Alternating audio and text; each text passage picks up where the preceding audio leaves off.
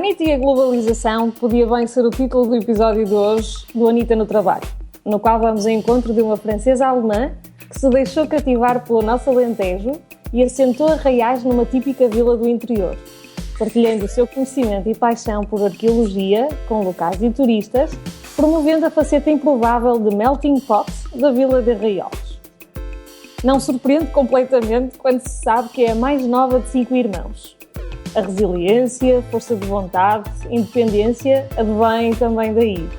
Com um percurso académico e de investigação na área de arqueologia, a nossa convidada viveu a maior parte da sua vida em Portugal, dedicando-se na última década ao estudo da arqueologia no Alentejo, tema em 2008 da sua tese de mestrado e que voltou a ser tema de eleição na tese de doutoramento que defendeu em 2012 no Sorbonne. Se tudo isto não era prova da sua paixão, a decisão de lançar um projeto de turismo cultural na região, que combina as paisagens irresistíveis à riqueza arqueológica e histórica, não nos deixa lugar a dúvidas. Mas o golpe de misericórdia está no nome atual do seu projeto, Vagar, após a necessidade de incutir-lhe uma reviravolta e torná-lo mais seu. E no lema que adotou, com vagar se vai ao longe. Ninguém se atreve a dizer-se mais alentejano que Melanie Wolfram. Bem-vinda! Obrigada! Muito boa tarde! Olá, Melanie! Eu sou a Ellie. Eu sou a Billy e esta nossa convidada hoje é a Melanie Wolfram, que tenho que vos contar, é uma amiga minha de longa data, mas que tem este projeto tão interessante que não podíamos deixar de a entrevistar. Muito obrigada pela honra de estar aqui. Gostei muito desta introdução, achei muito bem apanhada. Melanie, obrigada por aceitares o nosso desafio. Sabes que um dos objetivos que nós temos com o Anitta no trabalho é dar exatamente a conhecer exemplos de sucesso e com isso procurar inspirar o que nós chamamos as aspirantes à omnipresença. Por isso ter connosco alguém que decidiu ser empreendedora no Alentejo traz-nos uma perspectiva bem diferente. Queres contar-nos o que é que te move? Como é que eu cheguei aqui ao Alentejo? Sim, de alguma forma tinha que ser. Acho que é seguimento natural de um percurso. Apesar de há uns anos atrás não ter nunca pensado chegar onde cheguei hoje. Tudo começou com um percurso académico, como a Helena já disse, mas que tinha sempre a ver com o Alentejo, na verdade. Desde o meu final da licenciatura, mestrado e doutoramento, o tema era sempre o Alentejo, na verdade. Tinha que vir sempre muitas vezes para aqui. E quando acabei o doutoramento, enfim, estávamos já há 4 anos com austeridade e crise, ou seja, sem lugares para docência, porque era o que eu queria, na verdade. Por isso acabei o doutoramento sabendo que não ia fazer aquilo que eu mais queria, que era dar aulas na universidade. E pensei, não vou estar à espera durante anos até que haja alguma vaga. E associei aquilo que fazia há anos com uma espécie de posta em prática, no fundo, no terreno, não é? Porque transformei um bocadinho essa paixão de transmitir a história e saberes e conhecimentos ao vivo com estrangeiros, porque os meus clientes são, posso dizer, quase 100% estrangeiros. E isso é fascinante. É fascinante porque são pessoas adultas, já com 50, 60, 70, e são mais ou menos as idades que eu tenho. Às vezes tenho clientes de 30 e tal anos, mas normalmente são assim mais sénior ativo, como se diz hoje em dia. E é muito interessante, de facto, transmitir-lhes esse conhecimento desta região e, sobretudo, o que mais os fascina é que é uma região que é divulgada como sendo uma região de calma, sem stress, boa gastronomia e vinho, mas é que há muita história também por trás. Muita história. Nunca me vou esquecer de um casal mais velhinho que eu tive. Ele tinha 81 e ela tinha 79. Há 40 anos enfermeiros na Suíça. E o filho tinha oferecido uma viagem com uma visita a Estremoz. Um fim de semana a Estremoz. Acho que era assim curtinho. E eles até me disseram, Estremoz, uma vilazeca do Alentejo, bonitinha, está bem, vamos lá ver o que é que lá se faz. Fiz um tour com eles de 5 horas. Uau. Eu já não aguentava. Eu já só queria era comer, era almoçar. E eles queriam saber tudo. Há 5 conventos, não é? Quer dizer, em Estremoz, com igrejas e conventos e histórias de reis, etc. E então, isso é só um pequeno exemplo para vos mostrar como, de facto, aqui estamos no palco, ainda por cima, de onde muitos eventos aconteceram na história de Portugal. E devo dizer-vos também que aprendi muito, ou seja, tudo o que eu tinha aprendido na vida académica, não é que não me serviu de nada, mas quase que tive que reaprender tudo de novo, porque eu sou especialista da época romana e eu não mostro forçosamente coisas da época romana. Okay. Tive que aprender a história de Portugal inteira, basicamente. Nos últimos anos é o que eu estou a fazer. E estou continuamente a ler e pronto, e estou nos sítios, ou seja, vejo os castelos à minha frente, não é? Vejo as coisas. Isso é maravilhoso, não é? Porque conseguiste reinventar o teu desejo pela docência, não é? Sim. E, na verdade, concretizá-lo de uma forma, se calhar, menos esperada, mas concretizá-lo na mesma, não é? Exatamente, e talvez até de forma mais interessante, porque a interação que eu tenho acaba por ser muito mais, acho eu, mais interessante do que com as jovens de 18 e 19 anos que se calhar não querem forçosamente a cadeira de História, não é? Ou seja, os teus alunos vão por vontade própria, não é? Exatamente. E fazem muitas perguntas e é muito interativo. Olha, antes de continuarmos a falar da Vagar, explica a quem nos está a ouvir o que é a Vagar e qual é o produto que a Vagar oferece. Então, a Vagar, que na verdade no início chamava-se Trilhos e Petiscos, é uma empresa que nós chamamos de animação turística, é o nome oficial desse tipo de empresas, que oferece visitas guiadas pelo Alentejo, mas não só visitas guiadas, ou seja, também posso fazer conferências, faço também workshops para crianças, ou workshops para adultos, pad papers, enfim, atividades lúdicas, tudo o que tem a ver com a região, em termos culturais, mas também mostrar artesanato, gastronomia, visitas de adegas, por exemplo, ou seja, uma forma de mostrar a região de maneira muito completa, pelo menos é o que eu desejo,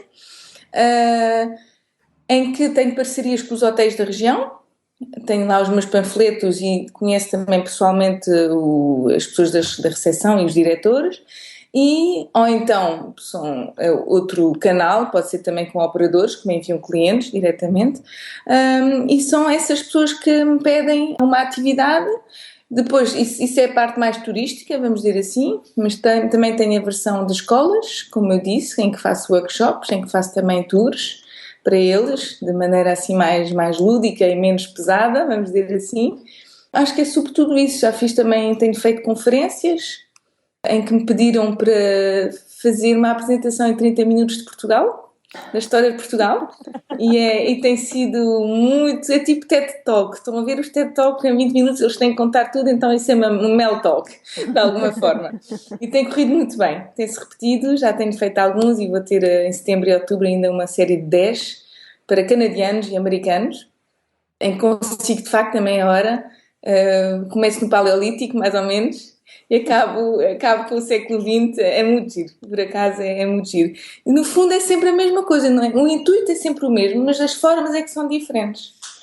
Mudei de trilhos e petiscos para Vagar por várias razões. Como eu vos disse, os meus clientes são essencialmente estrangeiros. Alemães, franceses, belgas, ingleses, americanos, brasileiros. Não conseguem dizer sequer trilhos e andamentos petiscos. Ou petiscos é mais fácil do que trilhos, se calhar. Pronto, não dava. Não, era um nome que era muito sugestivo para portugueses, mas como não são os meus clientes, ou são poucos os meus clientes que são lusófonos, tive que mudar. Não sabia como é que havia de mudar, na verdade, e encontrei um dia o Vasco Durão, que tem agora uma grande presença cultural no Alto Alentejo, um designer que trabalhou na Mola Design, não sei se vocês como designer conhecem, e que se mudou para o Alentejo há 3 anos também, de Lisboa para o Alentejo, e que abraçou este novo projeto comigo no início, em que lhe mostrei um prospecto, assim, um panfleto meu, trilhos e petiscos, eu tenho que mudar o nome, eu não sei, isso não está a funcionar. E ele olha para o meu panfleto e diz: então contar histórias no Alentejo com Vagar, tu tens aqui o nome da tua nova empresa. O novo nome da tua empresa, melhor dizendo. Estava lá Vagar. E foi ele então que disse vagar tem tudo a ver, até porque é um dos aspectos... Exatamente, porque é isso que ele dizia, vamos tentar não pôr o nome estrangeiro, porque normalmente há sempre nomes ingleses. Vamos tentar pôr o nome não só português como alentejano. E fácil de dizer e curto, está lá tudo. E uma das coisas que as pessoas gostavam, uma das características das minhas visitas que as pessoas gostavam, ou que gostam, é o facto de eu não ter relógio. Ou seja, isso é um bocadinho, pode ser extremo, porque obviamente eu tenho que fazer visitas às vezes com horários, não é? Porque a igreja tal vai fechar, etc. Mas eu tento o máximo possível não ter relógio. E as pessoas fazerem a visita de forma absolutamente não estressada. Pronto, eu, nesse aspecto não sou tanto uma guia como as guias oficiais, né? Guias intérpretes oficiais, não é? Que têm mais programas pré-definidos, etc. Eu é um misto, daí o nome vagar. E pronto, agora e pode-se brincar com o nome, não é? Pode-se brincar com o nome de muitas formas. Conceptualmente, e agora vem ao de cima o meu chapéu de marketing, não é? É perfeito porque tens a região, não é? E toda a gente associa, ou todos os que são portugueses obviamente associam à região, mas depois permite também começar com uma história, não é? Ou explicares o porquê de vagar, portanto a melhor icebreaker não tens, não é? Exatamente, era exatamente essa a ideia do Vasco Durão e que funcionou muito bem. Depois temos um logotipo também, que foi o meu amigo João Morato do Crato, esse muito alentejano, que fez depois fisicamente o logotipo e que acho que funciona também muito bem. É um logotipo muito simples, que tem um espacinho entre as letras, não estão fechadas, exatamente, que é o espaço-tempo que passa, não é? Nas visitas. E acho que sim, acho que foi muito bem apanhado. E noto como funciona muito melhor desde que se chama vagar. Pus o walking tours depois numa segunda fase para ser mais preciso, não é? Para saber o que é vagar, porque vagar sozinho não se chegava lá. Vagar o walking tours já dá para... já é o conceito geral, não é? Estavas a mencionar o facto de teres tido ajuda com o nome e depois com o design, e para mim vai-me reforçar uma ideia que eu tenho de empreendedorismo que se baseia muito também nesta interajuda, não é? Entre pessoas Sim. que vais encontrando e há um certo prazer em ajudar e ser ajudado quando estás a iniciar um projeto, não é? Sim, isso foi a parte mais bonita, posso dizer, que aconteceu. Com o Vasco e com o João, eles foram mesmo parte integrante do início desse projeto e vão acompanhando de alguma forma agora e foi de todo o coração que eles me ajudaram e de facto acho que sem eles não tinha sido possível, eu não tinha conseguido se calhar dar aquele passo, não é? Porque não sabemos fazer tudo e então foi mesmo, sim, isso é verdade. E isso no Alentejo, apesar do Vasco ser lisboeta, não é? Mas em geral no Alentejo, no mundo desses jovens, há muitos jovens empreendedores, há muita interajuda, muita solidariedade, isso devo dizer. Estavas a falar exatamente dessas parcerias que foste criando com outras pessoas no Alentejo e isso entra um bocadinho numa pergunta que te queremos fazer, que é como é que é criar um projeto próprio num meio que é pequeno, porque tu estás neste momento em Arraiolos, já estiveste noutros sítios, mas sempre meios pequenos. Como é que é? Não é fácil, sobretudo, falo agora da minha experiência no Alentejo, eu não sei como é que é no Norte, nem como é que é no Algarve, porque o alentejano, num modo geral, numa primeira abordagem, desconfia. Sério? Sim, okay. Desconfia muito, mas depois, assim que se quebra o gelo, é a pessoa mais querida e confiante que uma pessoa pode ter à frente. Agora, as pessoas desconfiam no início, por isso primeiro é preciso fazer-se conhecer. Eu tenho um físico que não me ajuda muito. Tenho um ar muito germânico. E por isso às vezes mesmo quando chego ao pé das pessoas e falo em português, pronto, enfim, parece que sou uma estrangeira. Por isso há essa primeira barreira. Eu pessoalmente, por ser como sou, não é? E penso que talvez um português que chegue com um projeto empreendedor não tenha tantas dificuldades, não sei, pelo menos é a minha experiência. Eu até começo a falar um bocadinho alentejano, confesso que já tenho o sotaque alentejano quando falo com alentejano, porque adoro o sotaque e porque me sinto mais próxima deles, é uma coisa muito que eu É gosto mesmo muito. estares em casa, não é? É maravilhoso. Sim. Já estávamos a Muito. notar o Né e o... É isso. E porque são pessoas, de facto, com um coração muito, muito grande. Muito grande. Num meio pequeno, querer fazer um projeto desses é ter paciência e saber de antemão. Um projeto de turismo uma pessoa tem que ter paciência de qualquer maneira. O mundo do turismo é um mundo que tem outra temporalidade, diria eu, do que o mundo, por exemplo, abrires uma loja com produtos e vendes os produtos, não é? Porque o produto turístico não é físico. Por isso tens que te fazer conhecer.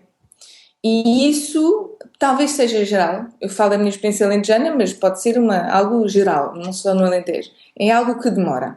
Ou seja, até as pessoas saberem quem tu és, exatamente o que tu fazes, e lembrarem-se de ti quando precisam de uma pessoa assim, aí é preciso... Eu posso dizer que esperei 2 anos. 2 anos até que comecei mesmo a ser chamada. Isso foi, e é preciso ter essa paciência. Não houve muito investimento, felizmente, porque o meu investimento é mais na minha cabeça e estudos, etc. Foi mais panfletos e etc. Mas quer dizer, não houve muito investimento, não é? E houve investimento de computadores, etc. Mas não foi um grande investimento. Não aluguei, por exemplo, não comprei uma carrinha. Podia ter tido esse tipo de investimento, carrinha de 9 lugares, por exemplo, mas era mais complicado e não quis entrar por aí. Por isso é um meio pequeno. Sozinha, tentar vingar, é preciso ter muita paciência e estar sempre presente. Ou seja, não é por mails e por telefones. É uma pessoa ir aos sítios, ir aos hotéis, ir às câmaras municipais, ir aos sítios e fazer-se conhecer. Isso é muito importante. O contacto físico, pessoal, real com as pessoas. E ir aparecendo. Nos últimos anos tenho visto imensas novas pequenas empresas de pessoas da nossa idade que se têm lançado com produtos de cortiça, produtos, por exemplo, compotas feitas de uma amiga minha que faz chutneys, produtos com bolota, jovens que abrem mercearias pequeninas, ou seja, há imensa gente assim nova e todos temos que lutar, sem dúvida. Todos temos que lutar e estar sempre. Então, o Facebook é de facto o Facebook, LinkedIn, sites, blogs, são formas também de funcionar, sem dúvida. Diria mais em Portugal até do que no estrangeiro, ou seja, para os estrangeiros Facebook não será um bom meio, mas para me fazer conhecer aqui na região, posso-vos dizer que quase cada câmara aqui no Alentejo, cada mercearia, cada restaurante tem a sua página no Facebook. E de facto parece que não, mas é uma presença também, não é? Ou seja, há aquele lado muito tradicional, antiquado, que temos que ir ver as pessoas, não é? Mas depois há o lado ultramoderno, em que temos também o wireless, por exemplo, nos jardins públicos, não é? Em Estremoz, em Évora, pronto. E há esse mix que acho que está a acontecer nos últimos anos. Apesar dessa crise, a crise tem coisas muito boas, no fundo. Tu achas que há uma preocupação institucional para ajudar este tipo de projetos ou nem por isso? Como é que é de dizer? Temos a entidade regional do Alentejo, que é muito ativa. Nos últimos anos tem feito um trabalho brutal, também com os dinheiros europeus, não é? Agora o Portugal 2020, por exemplo, mas antes havia o quadro anterior. Isso sim, mas uma pessoa tem que fazer o passo, não é? Obviamente. Mas depois ajudam, e há também a Agência Regional de Promoção do Alentejo no Estrangeiro, que é a ARPTA. Pronto, há agências de facto que ajudam e que nos põem à frente quando é preciso, etc. Isso sem dúvida nenhuma, e devo muito a essas instituições, muito. Em termos de instituições locais, por exemplo, câmaras, municípios, etc., aí já é muito mais difícil, diria eu. Aí já é mais difícil contar. Será mais a entidade regional do Alentejo, que tem feito um trabalho brutal nos últimos anos. Aliás, o Alentejo está agora na boca do mundo, não é? De alguma forma, com os vinhos e com a gastronomia e com os hotéis. Há mais ou menos 1000 estabelecimentos que acolhem clientes, ou seja, casas de campo, hotéis, turismos rurais. No Alentejo todo, que é a maior região de Portugal, não é? Tem mais de 1000. Só para terem ideia de como isto está a florescer. E isso a ERT e a ARPTA têm ajudado muito, sem dúvida nenhuma. E como é que foste fazendo então? Porque, obviamente, a parte da presença e tentar estar e tentar construir a tua imagem e reputação, não é? mas 2 anos para manteres, para manteres o espírito... É pegar no carro, e palmear o Alentejo. Okay. É por isso que eu escolhi depois o Alto Alentejo mais, não é? Porque eu não posso ir até Beja ou até Serpas, isto já é outro Alentejo. Eu cingi-me ao Alto Alentejo, mas o Alto Alentejo vai de Vendas Novas, quer dizer, Vendas Novas não há muita... A partir de Montemor, vamos dizer assim, o Novo, até Elvas, não é? É Marvão, lá em cima até Nisa. Por isso são quilómetros. Os primeiros anos foram gastos em gasolina, em gasóleo. É palmear o Alentejo, é fazer-se conhecer. Fiz nos 2 primeiros anos eventos que deixei de fazer agora porque custavam muito tempo, algum dinheiro e agora se calhar já não é preciso, mas eventos em que eu convidava, os 2 mais importantes foram 2. O primeiro convidei todos os diretores de hotéis da região e fiz um tour de uma pequena vila que pensavam que não tinha nada para contar e escolhi de propósito essa vila de fronteira, que é onde tenho a sede da minha empresa, e tive 2 horas a falar foram quase 3 horas até. Foi uma visita guiada e foi muito interessante, depois que acabou com uma espécie de pequena conferência entre os diretores de hotéis todos. E o segundo evento, aliás, fiz 3 eventos. O segundo evento que fiz, convidei outra vez, um ano depois, todos os diretores e os recepcionistas. Okay. Pronto, porque eles é que têm o contacto direto, não é, com o cliente. E fiz um tour de Estremoz, que acabou depois na Mercearia Gadanha, que é assim um dos melhores sítios em Estremoz para se jantar e almoçar, e com quem também tenho uma boa parceria, e acabou-se lá com um petisquinho, porque eu tenho a minha particularidade é acabar sempre cada passeio com um petisquinho, como é óbvio. E depois o terceiro evento, que já foi mesmo o evento da apresentação da marca Vagar.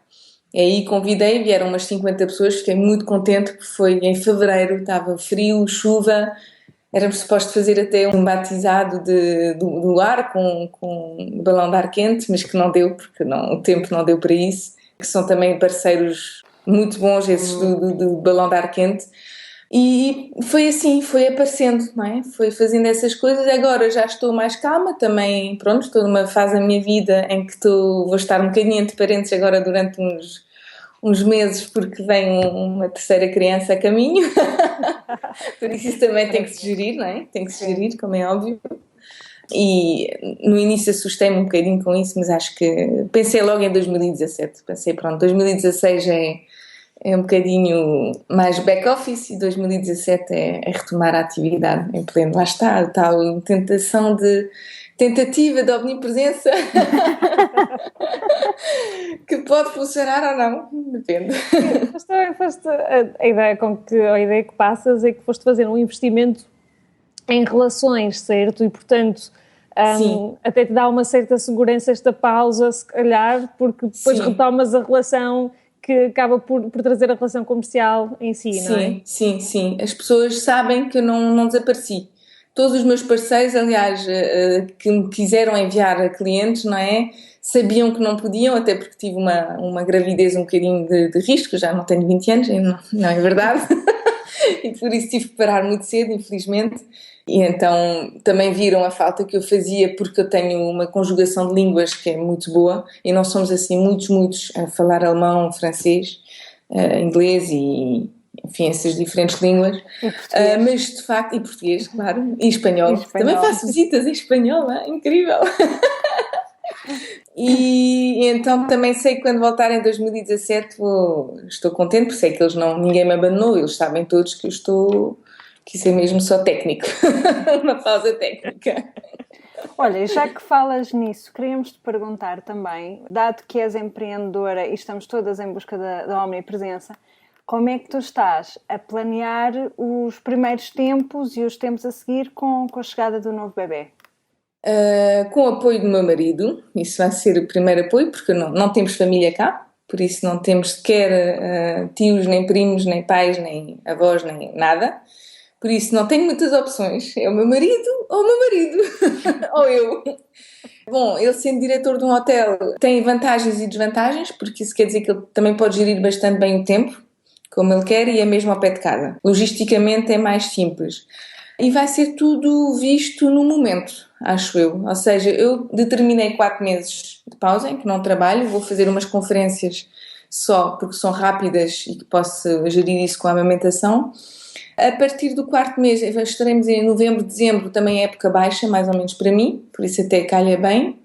Depois, quando a época retomar, a criança vai para a creche e será o pai ir buscá-la se eu não puder ir buscá-lo, por exemplo. Nisso, acho que eu tenho que levar isso como as pessoas que voltam para o escritório. Pronto, só que o meu escritório não é estar no escritório, é ter uma visita que pode durar das 9 da manhã até às 8 da noite, se for um grupo ou se for um dia inteiro, não é? Um full day. Por isso penso que será fazível. Penso que será fazível. Não tenho muito medo com isso. E depois vou ter também a flexibilidade de poder ficar com o bebê, não pôr forçosamente todos os dias na creche, por exemplo, porque eu não tenho um trabalho que é de segunda a sexta. Aliás, eu também trabalho sábados e domingos. Ou seja, essa gestão vamos ter que a fazer. Já sabemos, como o meu marido também trabalha sábados e domingos, ou pelo menos sábados, os nossos dias de folga serão domingos e segunda. Por isso, é adaptar. Até a criança ter 6 anos, temos essa liberdade. Quando começar a escola mesmo, aí logo veremos. Até porque eu tenho também dois rapazes mais velhos, não é? Com quem estou, que vivem em Lisboa, com quem estou menos vezes, mas exatamente o facto de eu ser gestora ou gerente da minha empresa é que eu tenho essa liberdade de poder gerir muito bem os meus horários e nos dias em que eu tenho que os ir buscar não tenho disponibilidade da minha agenda. Isso é que é a grande vantagem, é por isso que eu dificilmente poderei trabalhar num escritório das 9 às 5, às 5, com essa minha logística familiar peculiar. Olha, tens alguns truques para assegurar que, além de teres os limites estabelecidos, não é? E sabes que há dias em que a tua agenda não abre sequer, não é? Pelo menos na parte profissional. Tens mais alguns truques que vais usando para conseguir essa gestão de tempo? Truques. Vivo numa zona absolutamente maravilhosa.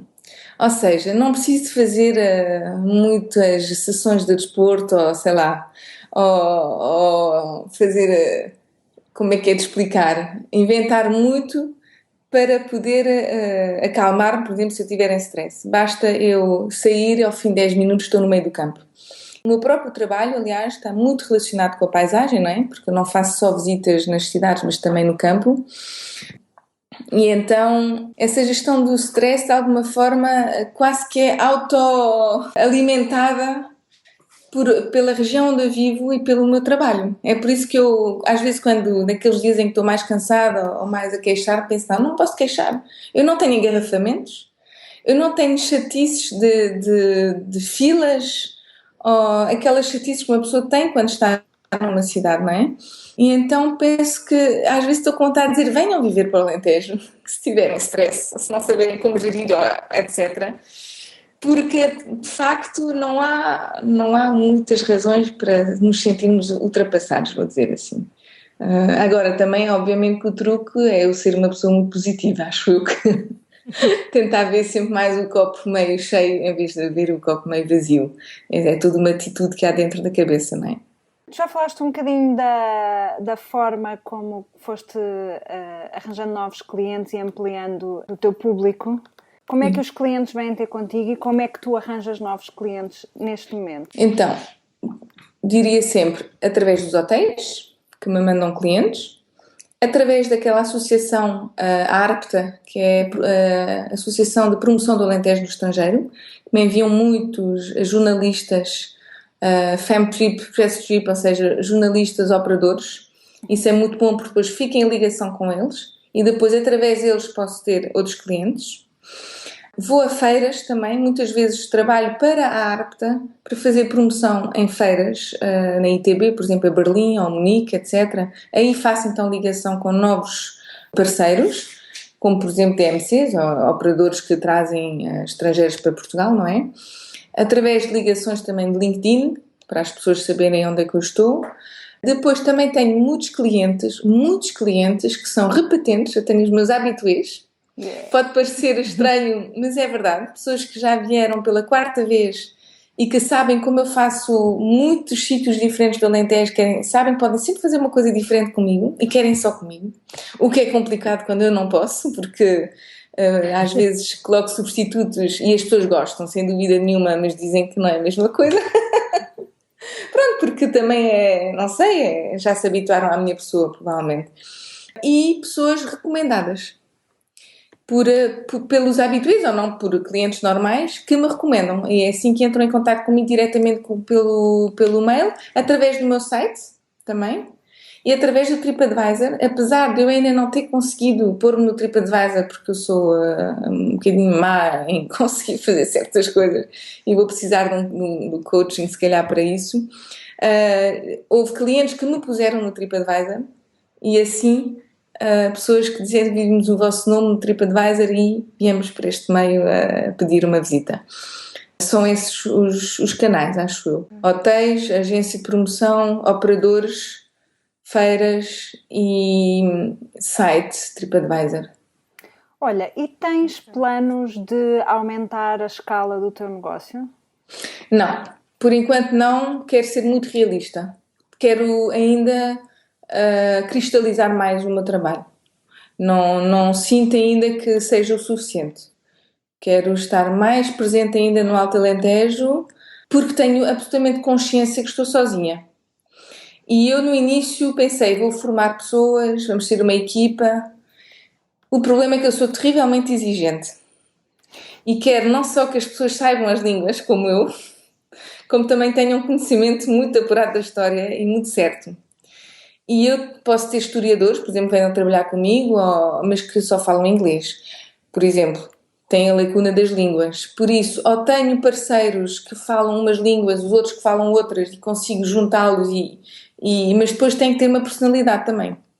Não é só dizer, é a forma como se fala, a forma como se atende o público. Basicamente, pode parecer muito pretencioso da minha parte, mas é ao fazer um segundo Melanie, ou uma segunda Melanie, ou então não dá. Dou-me conta que essa é a limitação do meu trabalho, é que está muito ligada à minha pessoa. O que não é forçosamente bom.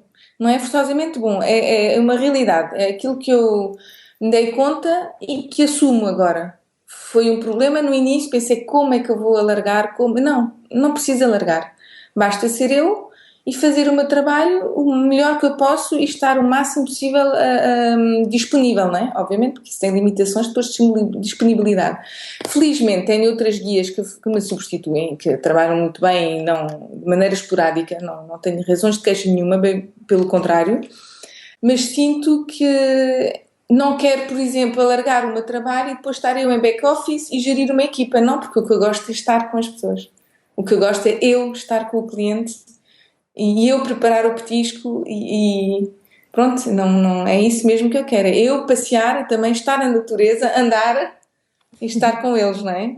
É uma relação quase de amizade que eu tenho depois com os meus clientes, sobretudo aqueles que já vêm há vários anos.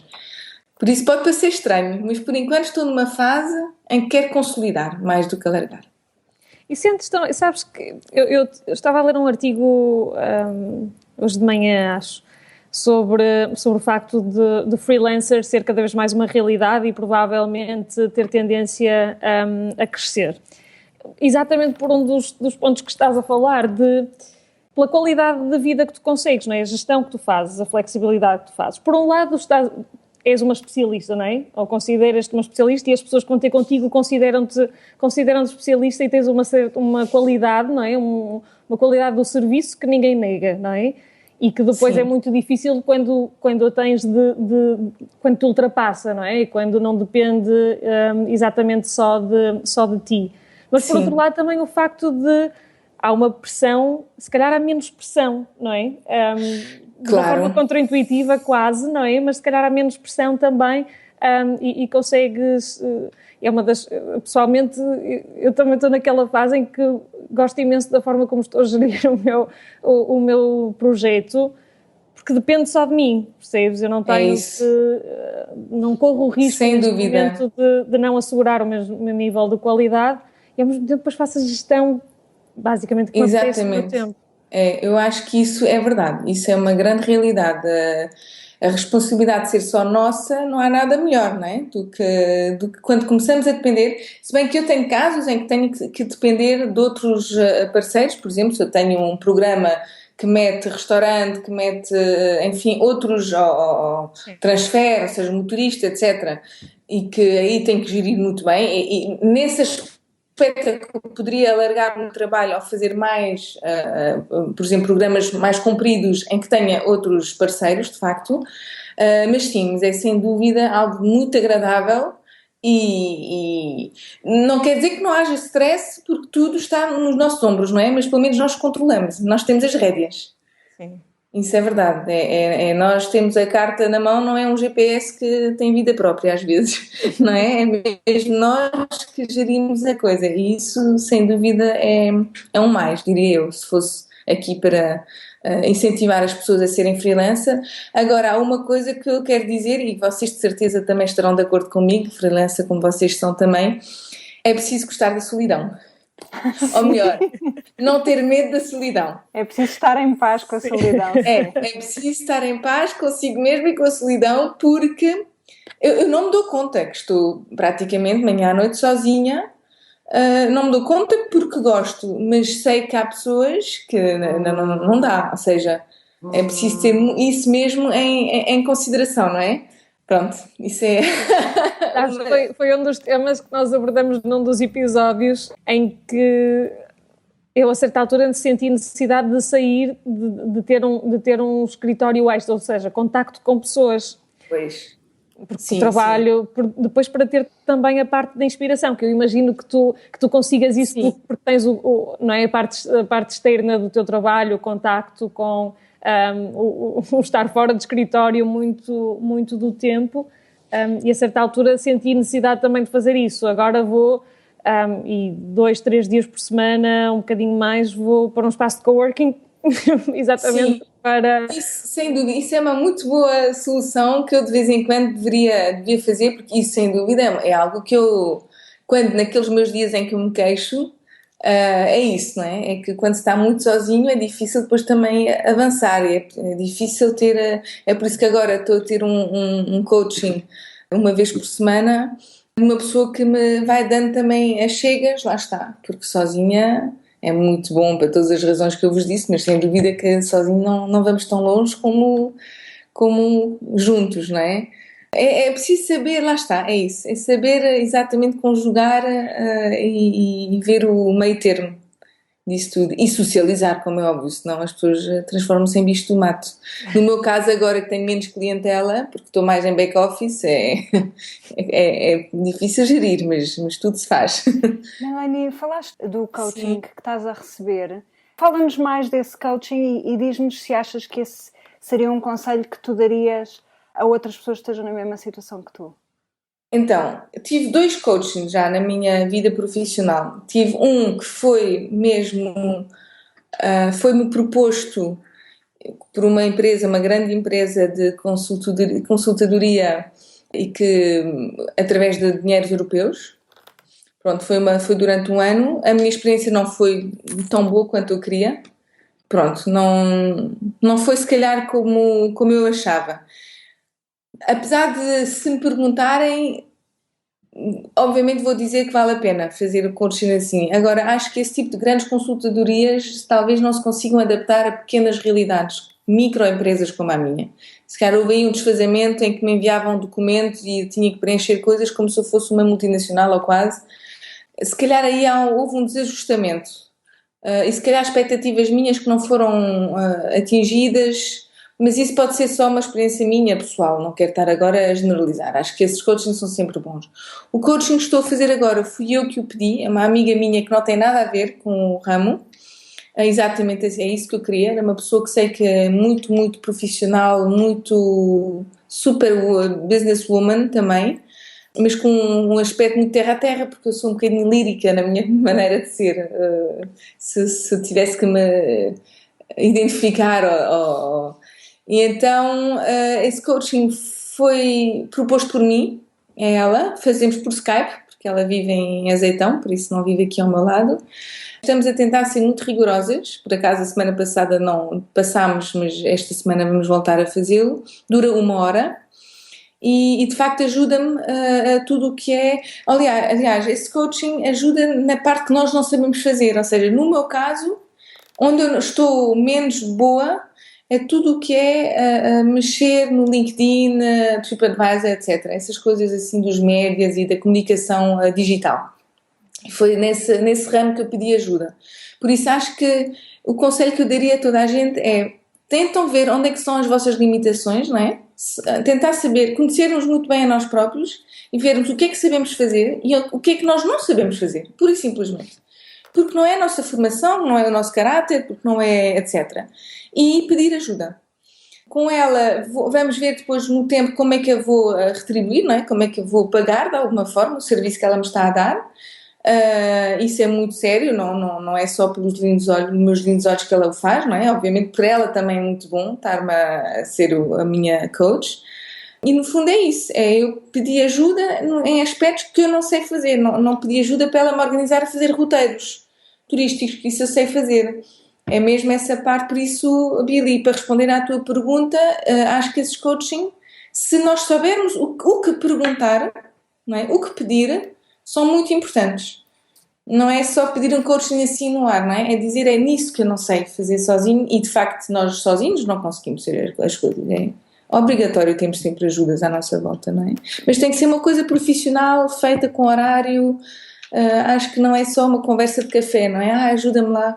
Não, e pode ser uma amiga, como no meu caso, uma grande amiga, mas que nessa hora temos 5 minutos de conversa privada no início e depois estamos 55 minutos, 1 hora a falar de trabalho. Isso é muito bom. Acho que é muito possível isso. Mas então tu não lhe delegas essa parte de gestão LinkedIn, TripAdvisor? Não. Ela ensina-me a fazer para eu saber fazer sozinha. Dá-me uma espécie de homeworks, que de uma semana para a outra, e eu sou muito bem mandada. É tão bom às vezes uma pessoa dizer-nos o que é que temos que fazer, não é? Às vezes estou fácil, porque ninguém... E então ela diz-me, para a semana quero isto, eu faço tudo muito bem feitinho. Por exemplo, ela no LinkedIn, ela disse-me que eu não podia ter só 190 conexões, isto não podia ser. Então nós começámos esse coaching mais ou menos há um mês e já cheguei a mais de 500. Pronto, estive ali a abolir. Ela disse, puxa, se todas as minhas coaches fossem assim...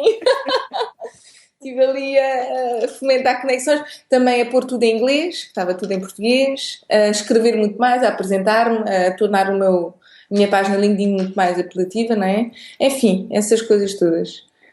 E agora tentar ver como é que eu posso ser regular com blog ou com posts regulares sobre temas, etc. Foi isso tudo que nós definimos.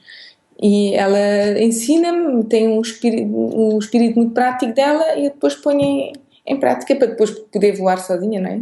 Fazer essas coisas sozinha. Isso é ótimo. No contacto, pela minha experiência e depois também no contacto que vou tendo com projetos em fase inicial, eu acho que essa acaba por ser uma das maiores dificuldades, sabes? A humildade de assumir que nós somos bons num ponto, não é? E por isso é que estamos a começar alguma coisa, em princípio é por isso que estamos a começar alguma coisa, mas que depois não temos de ficar limitados e agarrados a sermos nós a fazer tudo ou a tentar descobrir tudo sozinhos, não é? Porque há tanta gente que depois tem o expertise naquelas áreas onde estamos menos à vontade e chegar e pedir ajuda, não é? E neste caso... a ajuda mesmo especializada que está ao dispor para nos tornar a vida mais fácil, porque sim, eu acho que às vezes se calhar tentamos fazer isso de omnipresença, não é? E da omnipotência em que não, tem de ser tudo nós e sobrecarregamos-nos, acho, de uma forma desnecessária. Sim. Mas sabes que no meu caso, por exemplo, não é uma questão de humildade ou falta dela, eu às vezes simplesmente não sei que preciso de ajuda naquele aspecto. Se calhar estou a precisar de um coaching. Bem, eu digo-vos uma coisa, eu já estou há 3 anos e meio, quase 4 na minha empresa e agora foi de novo um novo coaching, não é? Ou seja, também foi difícil assumir isso, foi difícil pensar que já deveria estar já noutro patamar e dei-me conta, não estou se calhar em todos os aspectos não estou onde eu queria estar. Mas eu não senti isso como uma fraqueza ou como um... Pensei, olha, paciência, consegui outras coisas e se não consegui. E se calhar daqui a 5 anos vou querer outra vez um coaching para outras coisas, quando eu quiser alargar, por exemplo. De facto, acho que é isso, é tentarmos conhecer os pontos fracos, não é? De nós próprios e da nossa atividade, e independentemente de quando é que nos encontramos no trabalho, em que ponto é que nos encontramos. Olha, se a Melanie de hoje, esta com quem nós estamos a falar, pudesse falar com a Melanie do início do projeto, o que é que tu lhe dirias? Tem paciência. Tem muita paciência, não desesperes, que isso vai dar os seus frutos. Porque não há resultado imediato. Não há resultado imediato, e uma pessoa, quando inicia um projeto, ainda me lembro no início estar à espera dos meus clientes num sítio à hora certa, no sítio certo, que eu tinha feito no início ainda fazia assim, visitas com hora certa num sítio certo, mas que não, porque agora funciona muito quando o cliente quer, não é visitas, pronto, e achava logo que ia ter 20 pessoas à minha frente e não aparecia ninguém. E haver muitas falhas antes de conseguirmos, cairmos muitas vezes. Uma pessoa levantar-se sempre, levantar-se. Acho que é isso, é ter paciência, ter coragem, ter perseverança. Acho que é se calhar aquilo que me define de alguma forma. Acho que é isso que eu diria à Melanie. Olha, qual foi o maior obstáculo que tu encontraste no facto de ser empreendedora num meio pequeno? É fazer-me conhecer, acho eu. Ter que voltar aos sítios para uma vez por todas as pessoas lembrarem-se que eu existia. Porque eu não sou um frasco, um chutney dentro de um frasco ou um vinho dentro de uma garrafa. É ser um produto invisível. Isso foi o maior obstáculo. Não estou a vender um produto visível, não é? E então, lá está. Se eu não aparecesse durante algumas semanas ou alguns meses, já as pessoas se esqueciam. Foi isso o difícil, estar presente. As pessoas lembrarem-se de mim, saberem que eu estou. Sim, acho que isso foi o maior obstáculo, porque não estou em Lisboa, não é? Não estou em Lisboa com uma pequena loja ou com um sítio fácil onde, por exemplo, no aeroporto, podia pôr panfletos no aeroporto também se eu quisesse, podia pensar assim, mas quer dizer, num hostel em Lisboa ou num hotel 5 estrelas em Lisboa, ter lá os meus panfletos é diferente do que ter num hotel em Estremoz ou em Avis ou em Alter do Chão, não é? Em que não há a mesma quantidade de turistas a chegarem. Isso foi a maior dificuldade, acho eu, sim. E estás muito mais dependente de outras pessoas recomendarem-te e recomendarem o teu serviço. Sim, e isso dura o seu tempo, sem dúvida. As pessoas têm que me conhecer para me poder recomendar, não é? Tens a vantagem de ter um produto único aí no Alentejo, Com essas especificidades, provavelmente sim. Há mais empresas de animação turística, muitas são mais de desporto, de bicicleta, etc., de desportos radicais ou de desportos aquáticos. Depois outros são mais guias, unicamente guias. Por isso, talvez com essas características todas e as minhas línguas todas juntas, capaz de não haver muito, não. Isso é verdade. Olha, e haveria alguma coisa que farias diferente? Perguntas difíceis. Alguma coisa que eu faria diferente? Não sei, o meu lema de vida é muito o que acontece tinha que acontecer, por isso os se's para mim não existem. Em francês dizemos que com se's poderíamos pôr Paris dentro de uma garrafa. Se houvesse menos gente, se a Torre Eiffel fosse mais pequena, se conseguíamos pôr Paris dentro de uma garrafa, por isso para mim o se não existe. Foi como foi. Não podia ter sido de outra forma. Melanie, estamos a adorar falar contigo, mas não te queremos roubar mais tempo e por isso, se calhar, agora íamos-te pedir que nos dissesses onde é que os nossos ouvintes te podem encontrar. Muito bem, então, em primeiro lugar, tenho o meu site, que é o www.vagarwalkingtours.com. Aí tem todos os meus contactos, o meu número de telefone, que é o que eu tenho, o meu mail info @vagarwalkintoso ou melanie@vagarwalkintoso. Aparecem todos no meu computador, no meu telefone, por isso estou sempre contactável. Tenho o Facebook Vagarwalkintoso, a minha página profissional. Tenho o LinkedIn, que está em meu nome, Melanie Wolfram. Estou também no Visita Alentejo, mas aí é mais difícil encontrar, porque estamos todos arrumados, vamos dizer assim, as empresas pela sede, e a minha sede é Fronteira, e por isso é mais difícil pôr Fronteira para me encontrar. Não é por tipo de empresa, não é por animação turística, é mais pelo sítio, mas estou lá também. Acho que isso são os sítios mais fáceis, maneira mais fácil de me encontrar. E já agora o Instagram, não sei se tens. Tenho Instagram também, é verdade. Tenho Instagram, Vagarwalkintoso, só ponho fotos profissionais também. Tenho, ou seja, LinkedIn, Instagram, Facebook profissional, site. Só me falta ter um blog. Estou a pensar talvez fazer um blog. Também há uma parceria que estou a desenvolver com um espaço, uns quartos que estão a ser feitos de luxo no Crato, cujo blog está a querer funcionar sobretudo para clientes francófonos, e vou trabalhar com a senhora em parceria, em que também terei textos meus, tipo blog, ou seja, no blog dela posso também ter os meus blogs, mas isso ainda vai começar agora, nos próximos meses, e não me lembro agora o site dela, como é que se chama, mas isso depois vai aparecer no meu site, depois faço a ligação. Acho que é isso, em termos de comunicação digital.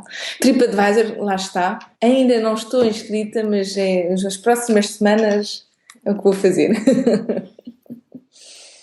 Melanie, obrigada. Foi um prazer, do meu lado, conhecer-te. Mas também conhecer sobre o teu projeto e sentir essa energia positiva e esse otimismo e essa vontade de levar o mundo à frente. Por isso, obrigada pelo teu tempo connosco hoje. Muito obrigada, Eliana. Também gostei muito de conhecer virtualmente. Gostei muito de ter essa conversa convosco. Pela primeira vez, talvez respondi a certas perguntas que eu não tinha ocasião ainda de responder, por isso foi muito bom. Vocês também são, para mim, a imagem do jovem empreendedorismo feminino, português, tudo aquilo que eu gosto. Por isso, muito obrigada a vocês as duas e à Ana Isabel, que é a Billy, para os mais íntimos. Aqui no podcast sou a Billy, sou. É muita intimidade, sabes? É que ninguém nos ouve. Então, agradeço muito o vosso convite. Muito obrigada. Obrigada a nós por teres vindo falar connosco. Este episódio o tema do episódio surgiu a propósito de um e-mail que nos chegou de uma outra pessoa que eu por acaso também conheço pessoalmente, que é a Margarida, que nos escreveu que vive também num meio pequeno, ficou sem trabalho e que pediu, por favor, para nós falarmos um pouco sobre empreendedorismo em meios pequenos. E por isso, Margarida, este episódio é dedicado a ti. E se calhar o melhor ainda é pôr-te em contacto com a Melanie, porque ela vai-te contagiar com o mega sorriso e... Espero poder ajudar naquilo que eu puder ajudar, força. Apesar das regiões serem bastante diferentes, mas há coisas que são comuns, nomeadamente o país é o mesmo, portanto. E o entusiasmo também, portanto, eu acho que se calhar vai ser... Vou fazer essa ligação. Muito bem. Positivo, sem dúvida. Billy, eu acho que aproveitava e relembrava também quem nos ouve que vamos deixar alguns links com referências onde podem encontrar programas de incentivo, algumas candidaturas, algumas atividades e algumas ações que podem ser interessantes para quem nos meios pequenos está à procura ou está a pensar em iniciar o seu próprio projeto. Muito bem. Muitos concelhos, pelo menos aqui no Alentejo, têm associações locais que ajudam, por exemplo, a preencher tudo o que tem a ver com os dinheiros europeus, por exemplo, que ajudam muito agora no meio rural, não é? Há muitos incentivos para o meio rural, mas às vezes é muito difícil responder e preencher isso tudo. Eu tive a ajuda de uma associação dessas em Fronteira, a DITC, há aqui em Raiolos, há em muitos sítios, em Ponte Soura. É só as pessoas procurarem essas associações que ajudam a fazer esta ponte, no fundo, entre nós e as ajudas europeias. Esse é um dos programas, que é o Programa de Desenvolvimento Rural do Portugal 2020. Exatamente. Que tem as candidaturas abertas neste momento e, portanto, é interessante também para... Sim, absolutamente. Não perder a ocasião. Olha, obrigada, Melanie, mais uma vez, que corra tudo bem e que esse bebê chegue bem, cheio de saúde e que possas nas próximas semanas. Exato, possas fazer uma licença de maternidade tranquila. É o objetivo. No Alentejo vai ser um arraiolense, por isso tem tudo para ser tranquilo. Que corra tudo muito obrigada. Bem. Obrigada a nós. Obrigada. A Anitta regressa ao trabalho a cada 2 semanas com um ponto de situação nos seus projetos. No entanto, como boas aspirantes à omnipresença, continuamos ligadas no anitanotrabalho.com, onde poderão conversar connosco através da secção Querida Anitta ou no facebook.com/anitanotrabalho. Ou então, podem falar connosco, no meu caso, Billy, podem encontrar no meu site profissional, que é o airdesignstudio.com, ou então no Instagram, onde eu sou AIR_Billy, BILLY. Ou então é ali que está na nautilus.net, com o projeto de consultoria, ou a obviousmag.org para o projeto cultural. Até para a semana, bom trabalho e não se esqueçam de entrar em contacto connosco através da Querida Anitta. Até para a semana. Adeus!